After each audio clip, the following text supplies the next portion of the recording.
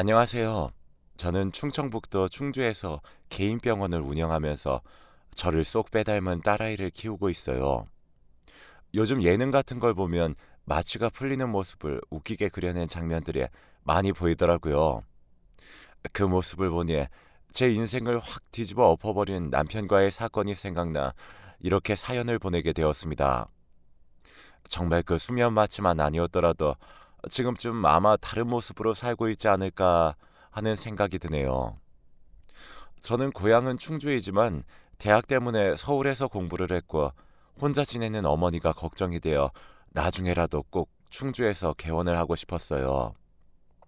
그래서 졸업 이후 서울에서 의사로 근무를 하다 나중에는 충주에 병원을 개원까지 하게 되었고요. 남편은 친구의 소개로 만나게 되었고 자상하고 유머러스한 모습에 반해 2년여의 연애 끝에 결혼을 하게 되었습니다. 남편을 소개해준 친구도 같은 충주에 살았기 때문에 친구 남편과 넷이서 자주 만나 여행도 같이 가고 좋은 곳도 같이 다니고 그렇게 즐거운 시간을 보내곤 했어요. 결혼 준비는 순조롭게 진행이 되었습니다. 웃기게도 저희가 젊었었다면 양가에서 반대를 했을 수도 있겠지만 저희 집에서는 제가 시집을 갈 수 있게 되어 좋다고 하며 남편과의 결혼을 허락했고 시댁에서는 의사 며느리가 생긴다며 결혼을 허락했다고 하더군요. 그렇게 늦은 나이에 저희는 불같은 사랑을 했고 결혼한 지 7개월도 안 되어 임신까지 하게 되었어요. 30대 후반이라는 나이가 노산이었기 때문에 혹시라도 잘못될까봐 항상 조심조심하며 생활을 했고 그런 저를 본 남편도 옆에서 지극정성으로 간호해 주었죠. 정말 그때까지는 누구보다도 더 듬직하고 멋진 남편이었습니다. 남편도 친구들보다 늦은 나이에 아이를 갖게 되어 퍽 즐거워 보였고 임신한 기간 내내 너무나 행복했어요. 태어날 아기를 위해 그 좋아하던 담배까지 끊었고요. 그렇게 몇 개월 후 아이를 출산할 날이 다가왔고 커져가는 아이만큼 배에도 살이 트기 시작하더군요. 빨갛게 올라오는 피부가 징그럽기도 했지만 아이를 위한 훈장이라고 생각하며 그 시간들을 잘 이겨냈고 결국 저희가 그토록 바라던 딸아이를 품에 안게 되었습니다. 남편도 시댁도 친정 식구들도 노사님에도 자연분만을 한 저에게 대견하다며 다독여줬고 저도 이후로는 제 생활이 평탄하리라 생각을 했습니다. 평생을 공부만 하고 앉아서 진료나 보던 저에게 육아는 완전히 새로운 분야였고 정말 눈코 뜰 새 없이 바쁘고 정신이 하나도 없더라고요. 저는 다행히 모유가 많은 편이라 아이에게 모유 수유를 했었고 그렇기 때문에 아이는 대부분 제가 돌보게 되었습니다. 그래도 남편은 집안일을 잘 도와줘서 부부관계에 무리는 없다고 생각을 했어요. 하지만 누군가가 신혼은 아기가 태어나기 전과 후로 나뉜다는 말을 했는데 그 말이 정확히도 맞더군요. 모든 대화가 아기에 대한 이야기였고 모든 관심이 딸아이가 좋아하는 것들이었죠. 그렇게 10년이 넘는 시간이 흘렀습니다. 어느덧 아이는 초등학교를 다니고 있었고 저와 남편 그리고 친구는 여전히 함께 어울려 놀았어요. 그 사이에 바뀐 게 있다면 친구가 이혼을 했다는 점? 친구 지영이는 자신의 잘못으로 인해 그 사이에 이혼을 하게 되었어요. 여자라면 하지 말아야 할 잘못을 하고 전 남편에게 이혼을 당하고 말았습니다. 키우던 아이의 양육권까지 전 남편에게 뺏긴 지영이는 힘든 시간을 보냈고 저희 집에 자주 드나들면서 그 힘든 시간들을 이겨냈네요. 나 너네 집에서 이렇게 있으면 우리 아들이 너무 보고 싶어. 우리 아들도 붕어빵 엄청 좋아했거든. 붕어빵 먹을 때면 꼭 꼬리는 떼서 나 주곤 했다. 꼬리가 제일 맛있는 부위라고. 어, 그러길래 있을 때 잘하지 왜 그랬어? 내가 그러고 싶어서 그랬냐? 네가 알아? 매일 밖에서 바쁘다고 말하는 남편 옆에서 있는 게 얼마나 힘든지. 됐어. 이제 다 끝난 일이고 그래도 다시 새 인생 찾아야지. 좋은 남자도 지금 찾고 있는 중이야. 능력 좋고 마음 넓은 남자. 내가 무슨 행동을 해도 다 이해해 줄 수 있는 그런 남자 말이야. 야야, 너 아직도 정신 못 차렸구나. 이제 정신 좀 차려. 네 나이도 이제 좋을 때 다 지났어, 이거사. 그만하고 술이나 먹어. 우리 다음 주에 캠핑 갈 건데 너도 시간 되면 같이 갈래? 캠핑? 그래? 나도 꼽사리 껴도 돼? 마침 할 일도 없는데. 그럼 나도 갈래.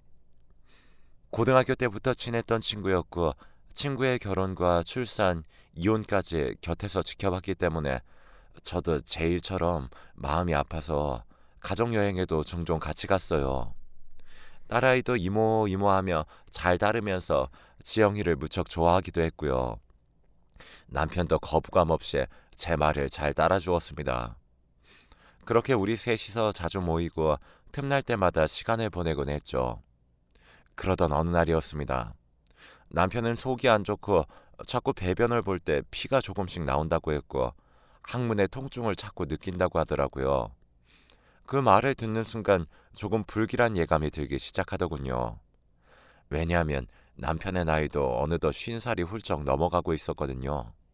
그래서 저는 대충 넘어갈 일이 아니라는 판단을 내렸고 당장 제 병원으로 와서 건강검진도 할 겸 내시경을 해보자고 했죠. 내시경? 뭘 내시경이나 해. 그냥 음식 잘못 먹어서 그럴 거야. 약 먹으면 괜찮을 거야. 이러다 당신 큰 병이라도 생기면 어쩔 거야. 당신 나이도 있고 하니까 혹시 모르니 받아보자. 건강검진에서 암 발견된 사람들 엄청 많아. 그래도 초기에 발견되면 완치율이 높기도 하니까 예방 차원에서 다들 건강검진 받는 거야. 그러니까 이번에는 내 말 좀 따라줘. 알겠어. 그럼 예약하고 시간 알려줘. 받기 싫은데 당신 때문에 받는 거야. 그래, 알았어. 예약 날짜 잡고 연락할 테니까 그렇게 알고 있어? 그렇게 며칠 뒤에 남편은 겸사겸사 위내시경과 대장내시경 그리고 혈액검사와 엑스레이 등 건강검진을 진행하게 되었습니다.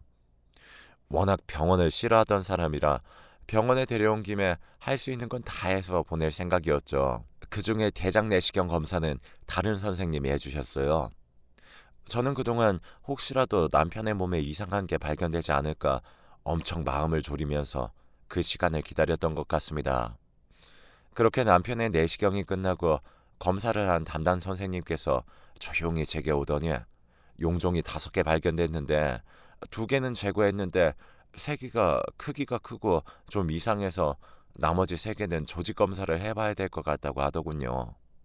청천벽력 같은 소리였어요. 하지만 저는 그 나머지 3개도 악성 종양이 아닌 양성 종양일 수도 있으니까 일부러 남편에게는 말하지 않았어요. 워낙 성격이 예민한 사람이라 이 사실을 말하면 힘들어할 게 뻔했거든요. 그래서 조직 검사 결과를 보고 말을 하기로 했습니다. 그렇게 남편은 내시경이 끝난 뒤에 회복실로 옮겨졌어요. 저는 남편에게로 가서 손을 잡아주며 별 문제 없을 거라고 말을 해주었고요. 물론 남편은 수면에서 덜 깬 상태였습니다. 여보, 괜찮을 거야. 검사 받느라 수고했어.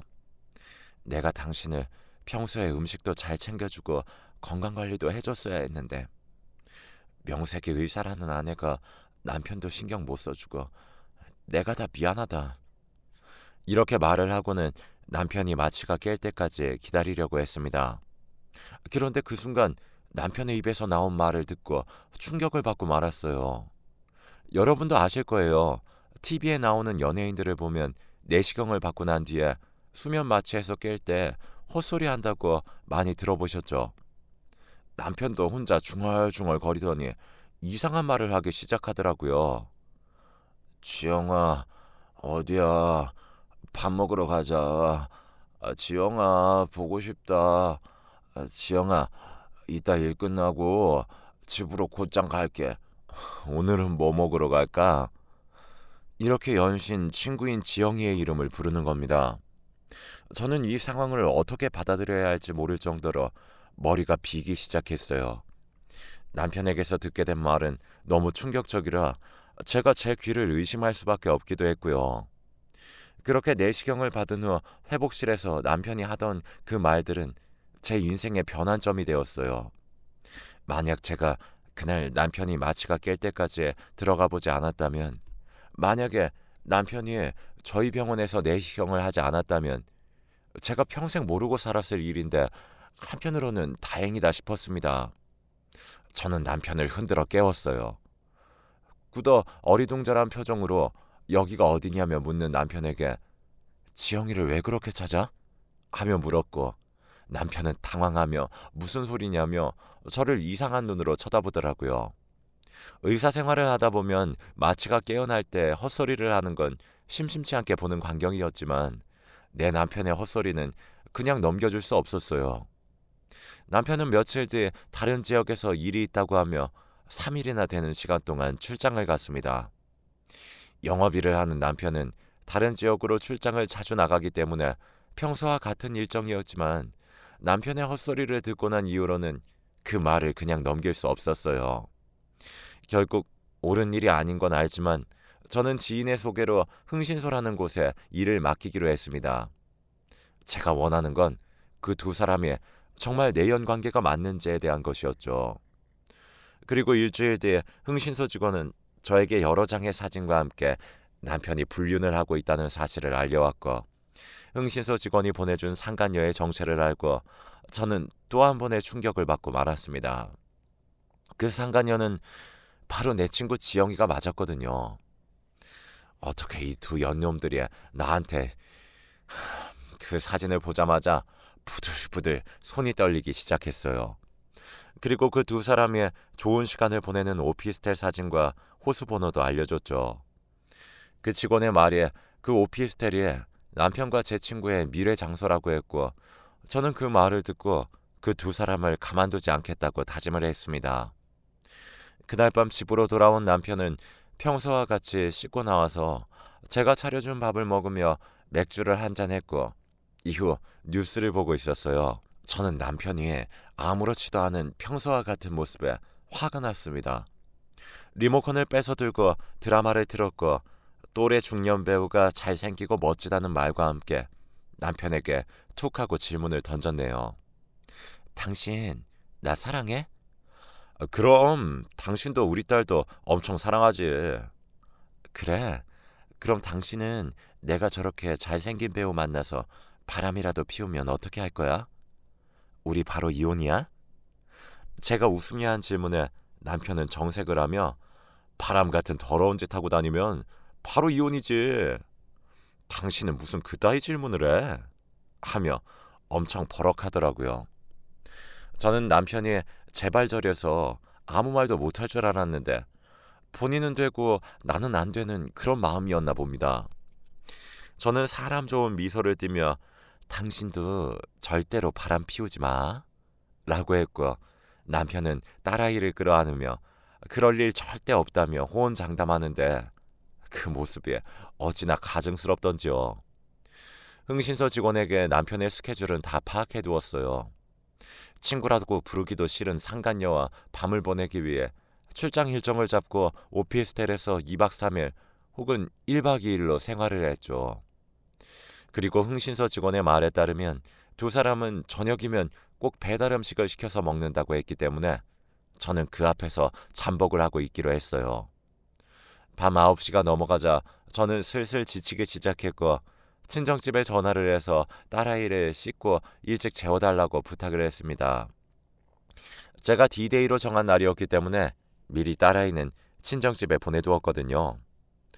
그 이후 1시간쯤 지나자 오토바이를 타고 배달기사가 왔고, 저는 자연스럽게 배달기사에게 말을 걸었어요.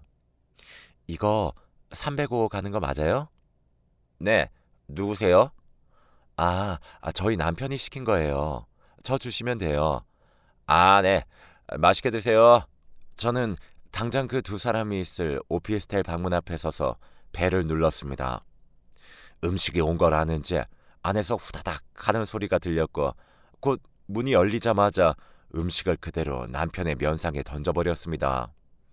남편은 저를 보고 어리둥절해 보였고, 이내 그 상간녀는 소리를 지르며 화장실로 도망을 갔죠. 야, 너네 뭐하냐?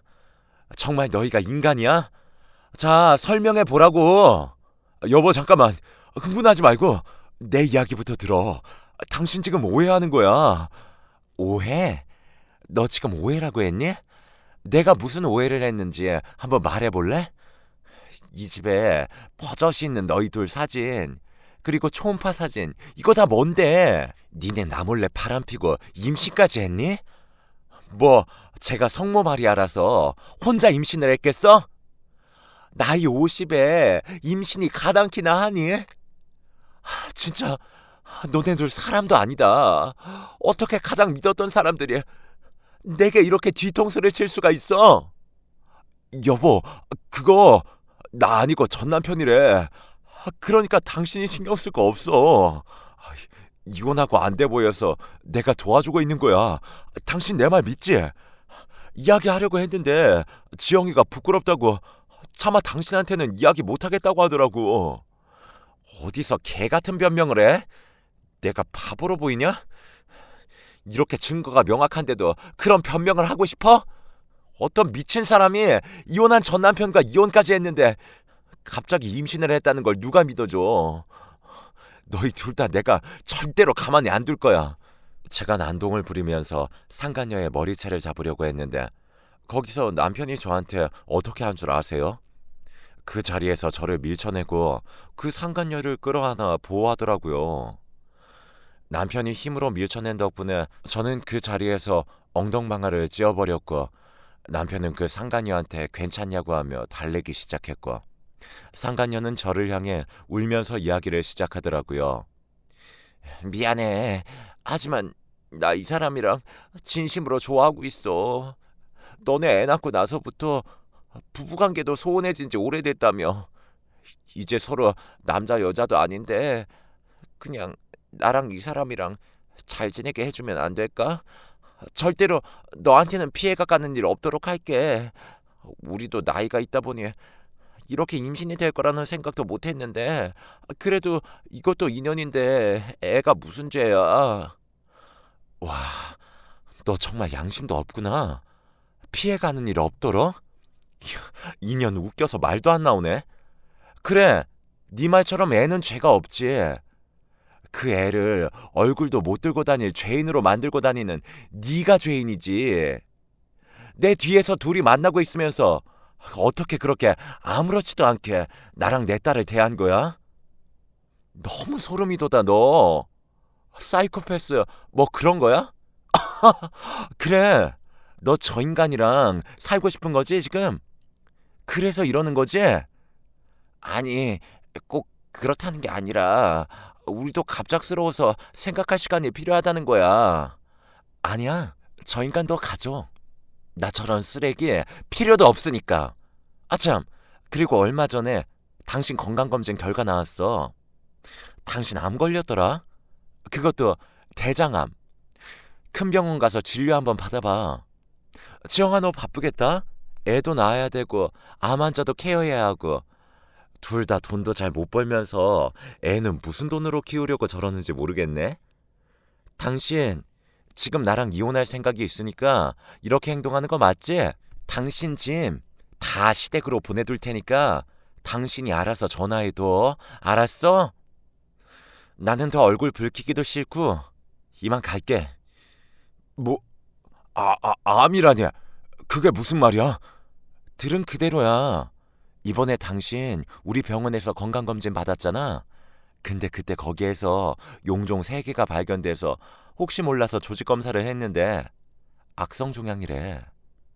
당신한테 말 안 한 거는 양성종양일 수도 있으니까 괜히 걱정 당신한테 스트레스 주고 싶지 않아서 말을 안 했던 거였고. 그런데 검사 결과 당신 암이래. 바로 대장암 2기라고. 무슨 말인 줄 알아? 당신은 암 중에서도 가장 위험한 대장암이라고. 처음에 그 소리 듣고 당신 잘못될까봐 한참을 울었었는데 이제는 하늘에 감사해야겠네.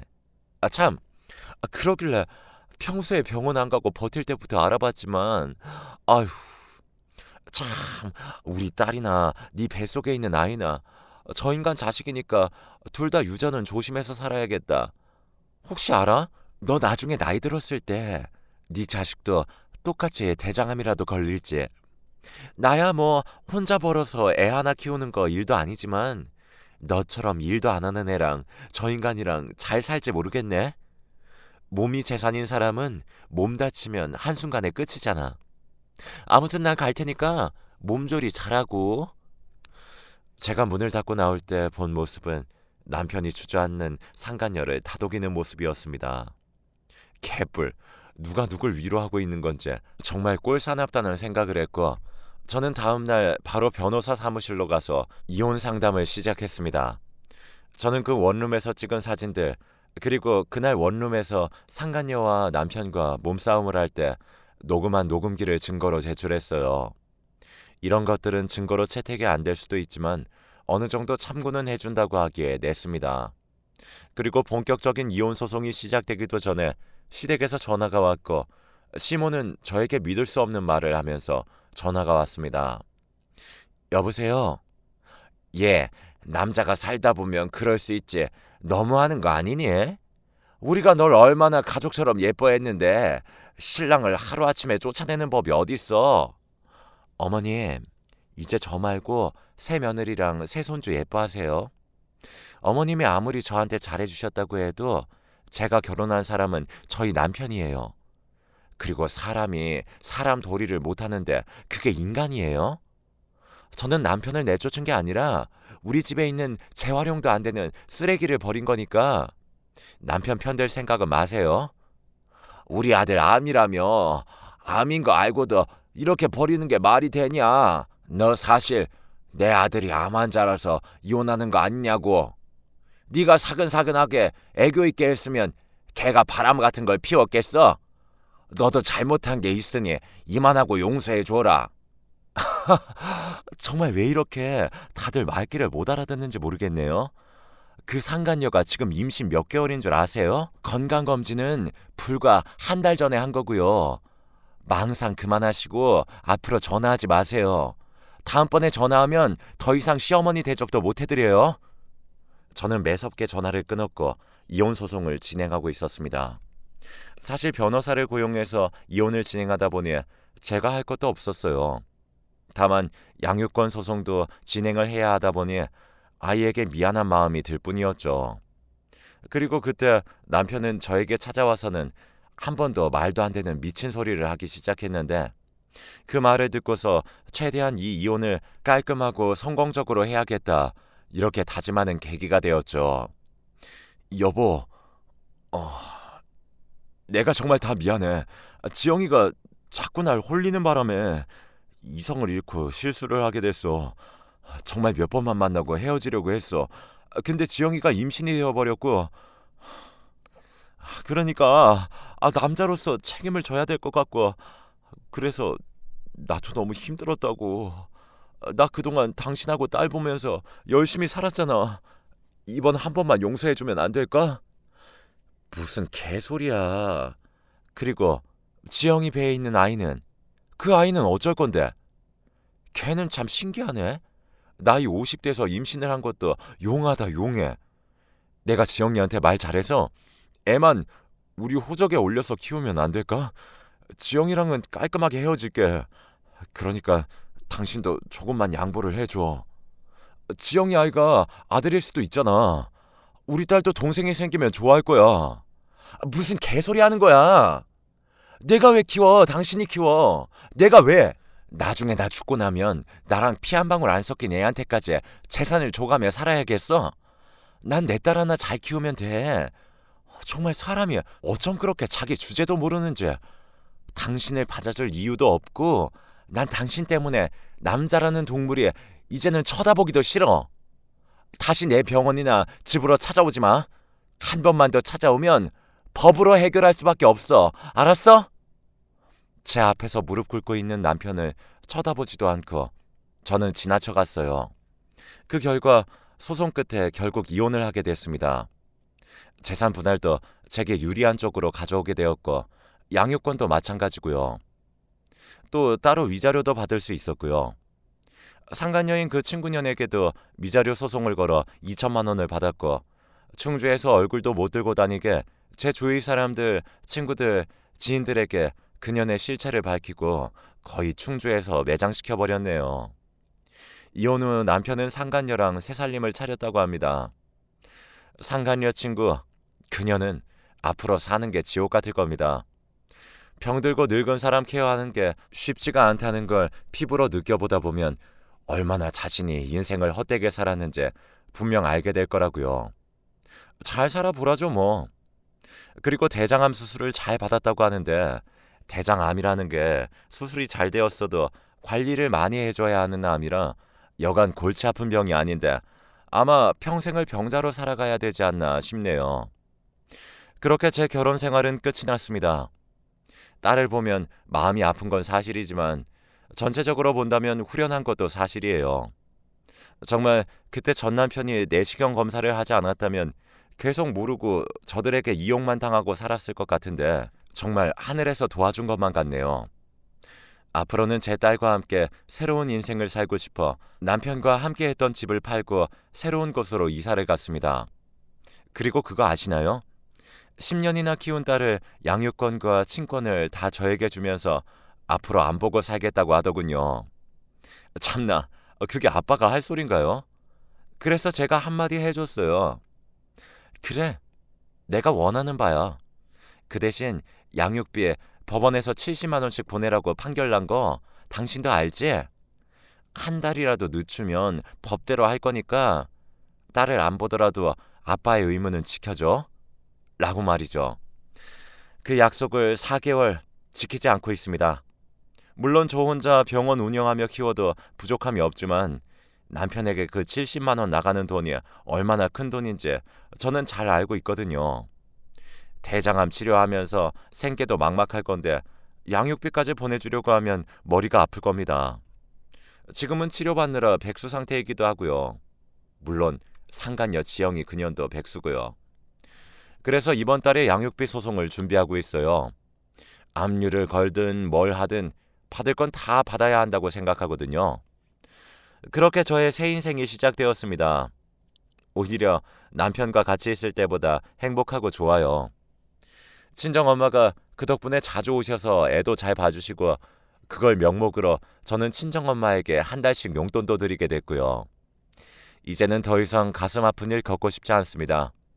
앞으로는 좋은 일, 행복한 일, 하루하루 기쁜 일만 있을 수 있도록 더 열심히 살아야겠어요. 이걸 보시는 분들도 좋은 일만 가득하시길 바라고 여러분 가정에 건강과 평화가 함께 하시길 기원합니다. 감사합니다.